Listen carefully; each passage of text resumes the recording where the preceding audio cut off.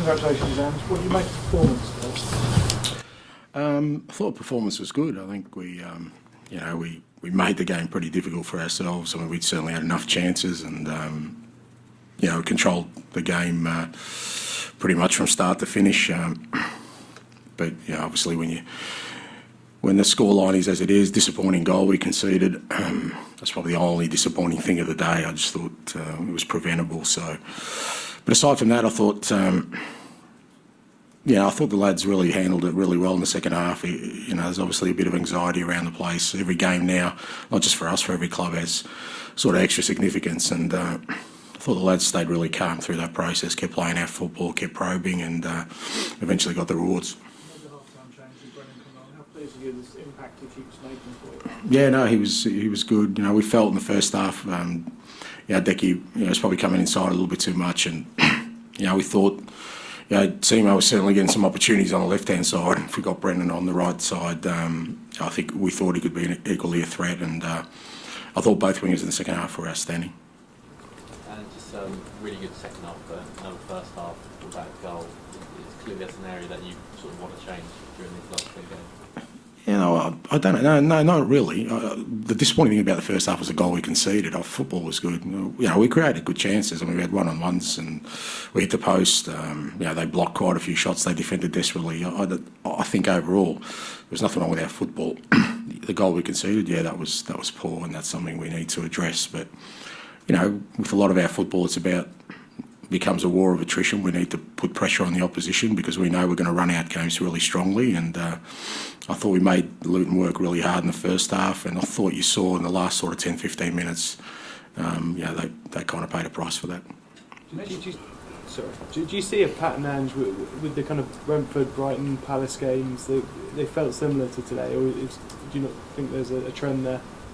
No, I don't, mate, because the trend for me goes beyond what's happening right now. I can understand people kind of look for threads, but I'm just looking at the overall picture, and you put aside the results or the manner in which we're winning games and just looking at the performances. And I think if you're talking about those 3 games, they've all been a little bit different in the context of the opposition we were facing and how we played. Like I said, I thought today, the one disappointing thing was the goal we conceded. Apart from that, I thought the game pretty much went as I hoped it would.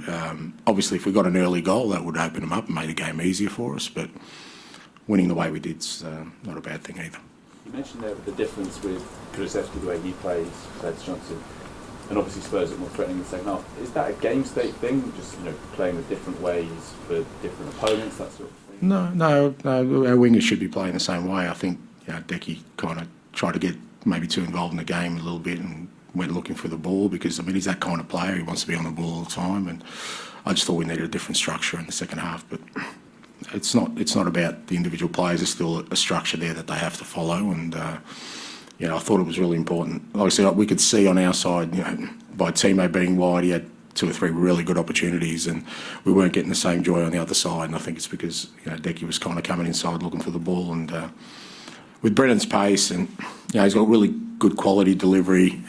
He gets in the box. I just thought it was a game that was going to be good for him when he came on. Is it because it feels like that's when Spurs have been at their best often this season, is when you've got those wingers out there hugging the touchline, the other ones coming in. Does that feel like the template, or when you think that the team have been at their best? Well, that's part of sort of our attacking template. It's not everything, but there's if you're looking for trends or consistencies, that's kind of one area where we haven't really nailed yet, but I can see sort of green sprouts of growth there, where we've scored quite a few goals like that now, and we've got quite a few crosses from that area today, which was good to see, and not all of them worked out, but scored one, a couple of good saves, one got, I don't know how one didn't even go in, so I think there's something there.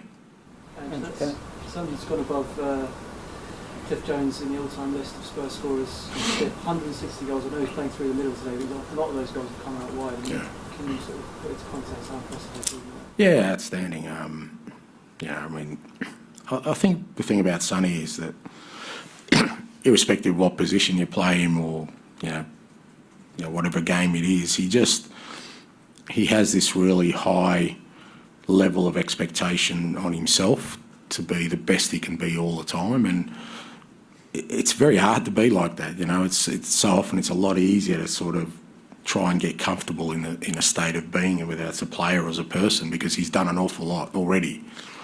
But he wants to maintain the highest possible standard every time he plays, and you see that, you know, with his football, with his efforts, with his leadership now. So it's all kind of encompassing. And look, he's been a brilliant player for this football club for a long time, and hopefully many years to come. And again, I thought he was really good today. He was a bit unlucky with a couple of chances. You know, hit the post, a couple of good saves, but you know, when we needed him, he was there and he got the job done.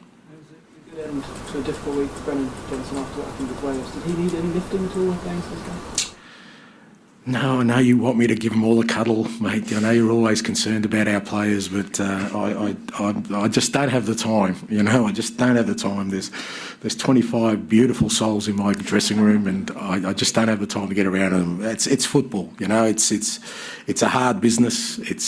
There's ups, there's downs, and you just got to deal with them sometimes. And you know, I think.